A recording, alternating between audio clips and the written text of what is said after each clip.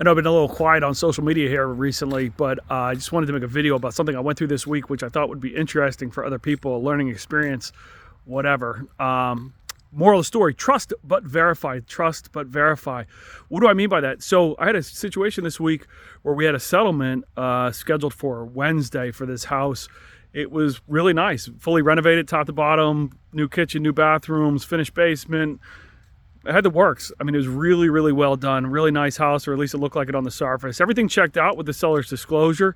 You know, they said that they had permits for everything that they had done. We had a use and occupancy done. The use and occupancy passed. So we were under the impression that everything was all set to go. Long story short, on Wednesday, we had the settlement. Now, we were holding the settlement in the house. We were trying to do this to be a little bit more convenient to the buyers, to keep them from driving all over the world trying to get from the pre-settlement walkthrough to the closing. But essentially what ended up happening was during our closing, there was a knock on the door.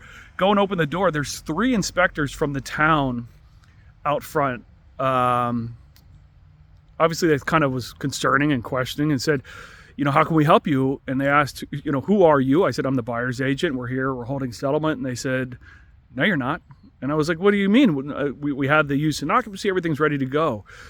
And it turns out that although the seller indicated on the seller's disclosure that they had pulled permits for the work that they did, that the seller had renovated this house top to bottom, probably spent the better part of almost $200,000 would be my guess, and did not pull a single permit, not one permit. So all of the work that was done inside the house, all new electric, all new plumbing, HVAC, bathrooms, kitchens, everything, had no inspections done, no rough, no final, no nothing. So obviously that deal blew up. That transaction is no more. The buyer walked away.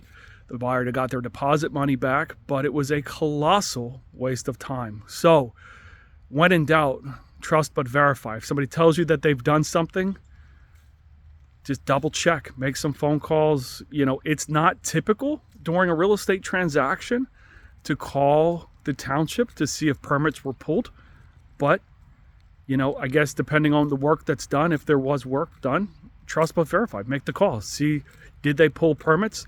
Did they get their rough inspections? Did they get their final inspections? Because in this case they didn't, even though they said that they did.